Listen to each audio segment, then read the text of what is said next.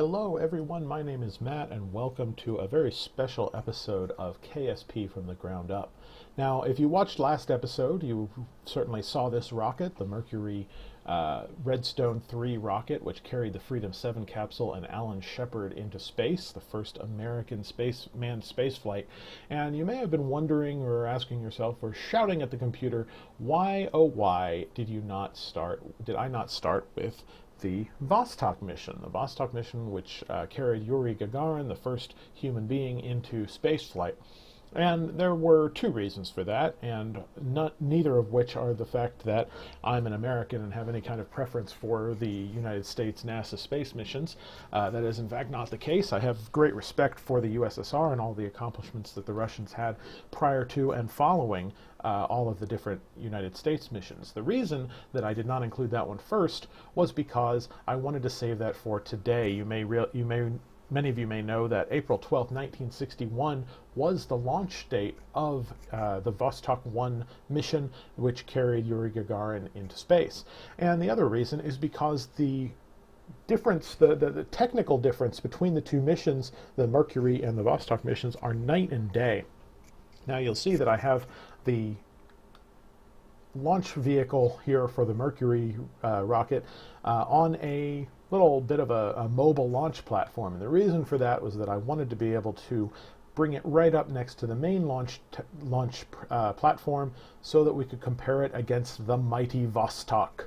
Now here's the Vostok, and I'll go ahead and switch over to it. You can see the size difference, and this is actually not very far off from the real-world counterparts.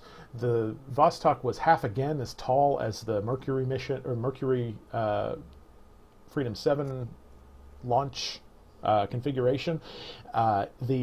Whereas Mercury was about 4,040 pounds, Vostok clocked in at well over 10,000 pounds. It was a far more massive rocket and far more powerful rocket as well. So we're going to look at this here. You'll see that I've got the rocket hanging off these kind of sideways launch platforms. That's to simulate the way that the Baikonur Cosmodrome launched every rocket that it had. The rockets were constructed horizontally in a very large hangar and assembly bay, and were rolled out on a track, a railroad track, on this huge mobile platform that would wheel its way over under steam or diesel power or something, would wheel its way over to the launch site, and then incredibly large mechanical gantries and systems would hoist this rocket upright, and it would hold it there stably until the time for launch, when it would pull away. So unfortunately, Kerbal Space Program does not quite have the ability to do that, at least without extensive modding and incredibly high part counts that would bring my computer to its knees. So I didn't bother with any of that, but we do have that kind of off-center launch platform here. Before we launch, though, I do need to fix one thing. Control from there, and you'll see why I have to do that in just a moment. So let's go ahead and bring up our ascent guidance and set some of this up. The Vostok missions were computer controlled. Even though they, again, predated Mercury, they were still computer controlled, at least the ascent and most of the deorbit. There was some manual correction that Yuri Gagarin had to make once the main engines had kicked off, just kind of to orient himself appropriately and kind of look around and do all those things that he was intended to do on the mission. But we are going to go ahead and engage our autopilot, and you'll see here I've got a relatively low orbit and a orbital inclination of 64.95 degrees. That matches the inclination of the original Vostok mission. And the reason for that is is not necessarily apparent until you actually look at a graph of the orbital path. And yes, I did say orbital path. This was not only the first rocket that carried a human being into space, it was also the first rocket that carried a human being into orbit. So Alan Shepard, despite matching despite achieving one of Yuri Gagarin's accomplishments in the Mercury mission did not match his second one of actually entering a stable orbit. And so that's the reason that this rocket is so much more powerful. It was capable of delivering a spacecraft into an orbit. The Vostok 1 orbited at 327 kilometers. Now we're only going to, and that was just outside what is generally considered the very, very upper limits of any kind of atmosphere whatsoever on Earth, around 300 and between, you know, it tapers off between about 325 to 350 kilometers, and it becomes essentially 100% pure vacuum, or at least as close as you get to it in space. So we're going up to 85 kilometers, and the reason that it was such a shallow orbit was because the launch profile was calculated so that the orbit would decay after 10 days. The capsule, the Russian capsule. I don't speak Russian, so I can't pronounce it in Russian, but the translation is swallow, like the bird. So the swallow capsule actually had 10 days worth of life support in it, and so it was calculated the orbit was such that if the retrofire and deorbit burn and all of that stuff did not go properly, then the orbit would naturally decay and still bring Yuri back to Earth before he ran out of oxygen and things like that. Okay, so we're on our way up to the apoapsis. Let's go ahead and separate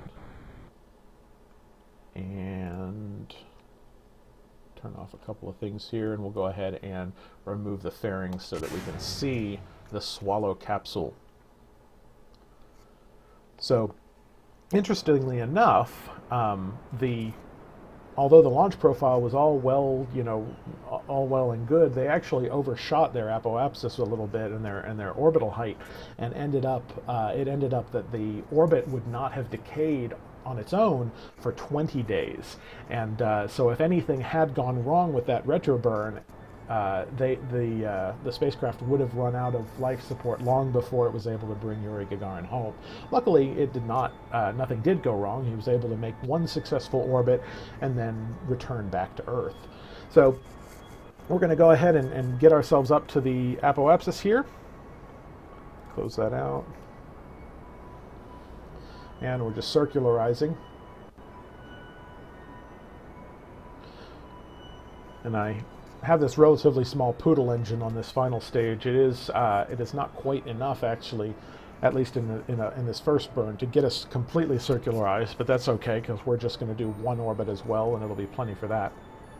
So our periapsis should come up to about around 65 kilometers, maybe a little higher, and then we'll turn the engine off and complete the rest of this mission. So you can see our capsule here. Just zoom in a little bit on it, and what you'll notice is I've got it built mostly of stock parts, but this looks very similar. It's visually very similar to the original capsule, except that the spherical portion here was the actual manned portion of the Vostok mission. The capsule had Yuri essentially almost completely lying on his back. It had some antennae and other things at the top that I didn't replicate here, but very, very, very similar. It had the rest of it was simply retro rockets, and let me disengage that autopilot here and point us back. Okay, before I keep talking about random things, let's make sure we've got our spacecraft under control. I'm gonna detach everything but the capsule. And our periapsis there is just barely above the Kerbin atmosphere. Okay, make sure I've actually got... There we go. Okay.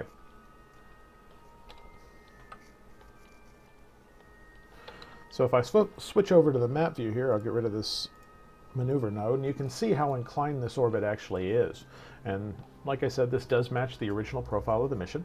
And I started to try and explain it earlier and got distracted, but if you look at the actual graph of the mission itself, of the orbital path that the Vostok craft took, you will see why they inclined it in such a way. What this does is it takes it over the North Pole, or near the North Pole, and then back down, so that when it passes over the Americas, it actually does so at the very, very southern tip of South America. It doesn't come anywhere near the United States, and that's because on radar, the radar signature of a spacecraft does not look dissimilar to a nuclear ICBM. And of course, this was during the Cold War, so the Russians did not want to spark any international conflicts or anything like that from misunderstandings. So the rocket gave the United States a very wide berth,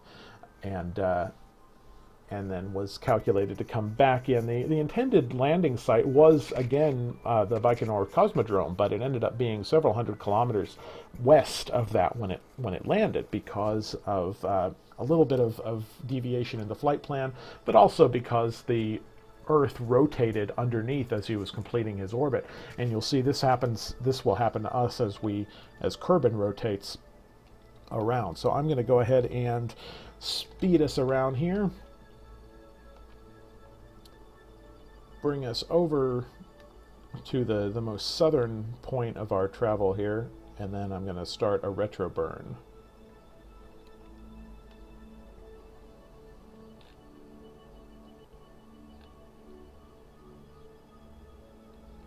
So you can see Kerbin rotating very quickly underneath us.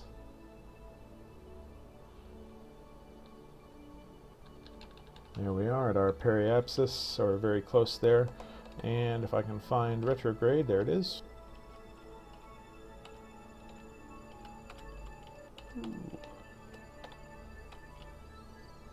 Okay. And we will start our deorbit burn.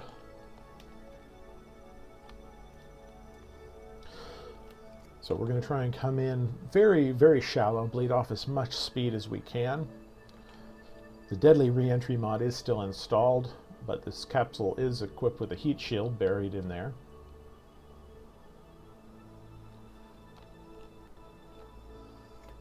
Take a look here as our apoapsis drops, our periapsis drops.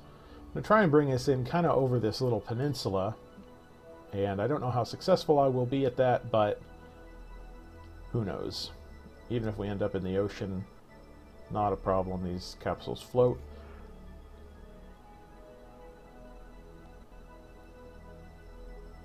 Trying to bring my apoapsis down to around 70,000 meters before we hit it.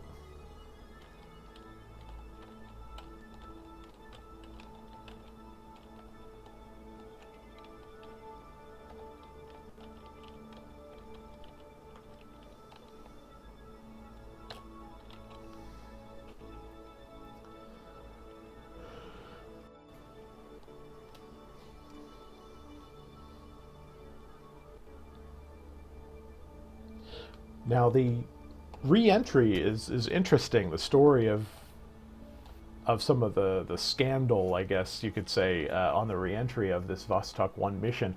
The plan, which they followed, was always that Yuri would actually bail out of his capsule and return to Earth just simply by parachute. Once the main re-entry had completed, all the heat had dissipated, at about, between 7,000 and 10,000 kilometers, he would bail out and then begin just to descend next to the Vostok spacecraft, or the Swallow capsule, all the way down to land.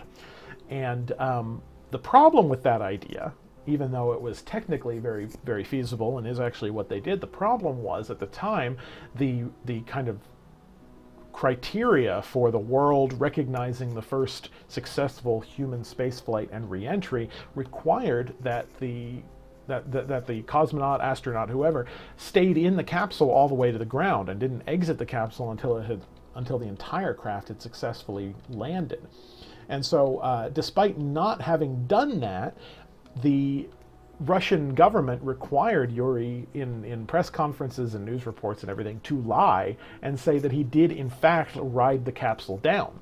And it was not discovered, or at least admitted to, until years later, when they finally did officially admit, okay, yeah, he didn't actually stay in the capsule all the way down. But I don't know exactly what the reason was that they finally admitted it, but regardless, we do still recognize Yuri as the first human in space and the first human to successfully re-enter, as we should. The technical difference of being in the spacecraft versus not is so small, considering the fact that he did actually make it to space and he did make it back to the ground and survived. So that distinction, at least to my mind, is not really all that important. Okay, so here we come. Hopefully that peninsula is going to be a good landing spot. I hope we don't overshoot it. So we are almost back in the atmosphere now. And there goes the music, so we are back in the atmosphere. I'm still trying to kill some of our forward velocity. Don't want to run the risk of burning up after such a successful launch in orbit. So I'm just going to keep burning here until I run out of monopropellant. The actual retro stage in the Vostok mission was a liquid-fueled rocket, but I'm just using monopropellant because it's a little bit easier to fit the jets on it in the design, and a little bit easier to just kind of keep everything as close visually as possible to that original capsule.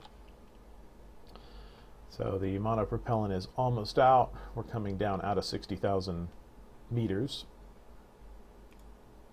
Go ahead and close that there. And we'll just see if this is going to be enough to get us to land on land. And that's the end of the monopropellant. Now, as I said, the idea was that the cosmonaut would bail out. We don't really have that ability here, at least if I want my little Kerbal to survive. But I know there's the Kerbal parachute system and other mods, but I didn't really bother with that. We're just going to kind of come in its own capsule, but we'll go ahead and separate that and turn back over retrograde so that we come in with the heat shield facing forward. But yeah, so we're coming very quickly here on to the point where we're going to be starting to see some of these re-entry effects. Jebediah Kerman in the place of Yuri Gagarin. That somehow seems fitting today. And there's the flames.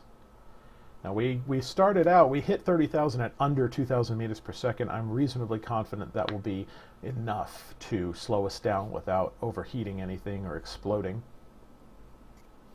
It may, however, not be enough to keep us from going in the ocean, because we are still moving pretty quickly.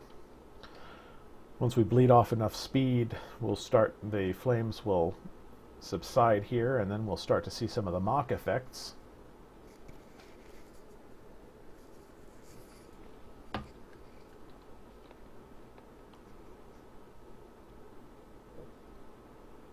Yep, we're going in the ocean, but that's all right. Apparently, when Yuri actually landed, he landed in a field. There was a farmer and his daughter, and they were terrified because here's this giant metal sphere flying down out of the sky, and a spaceman in a bright orange spacesuit landing next to it. Apparently he had to talk them down a little bit, convince them that he was in fact also a Russian citizen, and that he had come from space but wasn't an alien or anything like that, and ended up using their phone to call back to Moscow to report on his successful landing. Here we go. I'm going to go ahead and pop our chutes, get rid of the heat shield, and we will come down nice and slowly.